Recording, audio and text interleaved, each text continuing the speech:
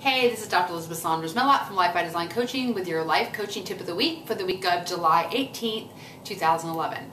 This week I'm going to focus on learning how to tell the truth about your problems, or really defining the problems or the issues that you have so that you can find ways to really tackle them and come up with solutions. So I'm going to talk to you about 4 ways on really how to get good data on, or get a good description of the problems or the issues that you face so that you can generate good solutions and move forward.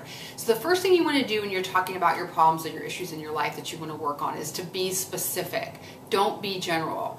The more specific that you are, the more that you can work on a specific solution to your issue.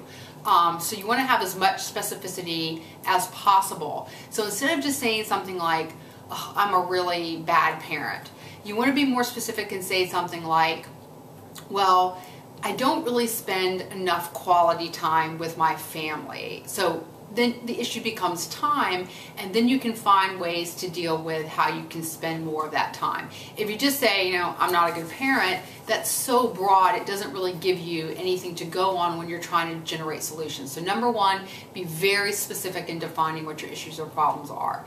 Number 2 is collect the facts. So there's some things that you can get, measurements or ways that you can deal with an issue or a problem, or look at an issue or problem that are just straightforward. For example, if you're trying to lose weight, you have the measurement on the scale. So you know how much you weigh, you know how many times a week you exercise. There's some objective things that you can gather that will give you information about, how many hours a week you spend watching television, how many gallons of ice cream you ate last week. Some things you can count and measure pretty specifically. So collect that type of information and kind of know where you stand using data or using facts. The third thing is, because that's not going to give you a really good picture and some things can't be measured, is to really focusing on listening to other people. A lot of time other people will have a much more objective view or focus on the problem than you will, because you're kind of in the middle of your own issue.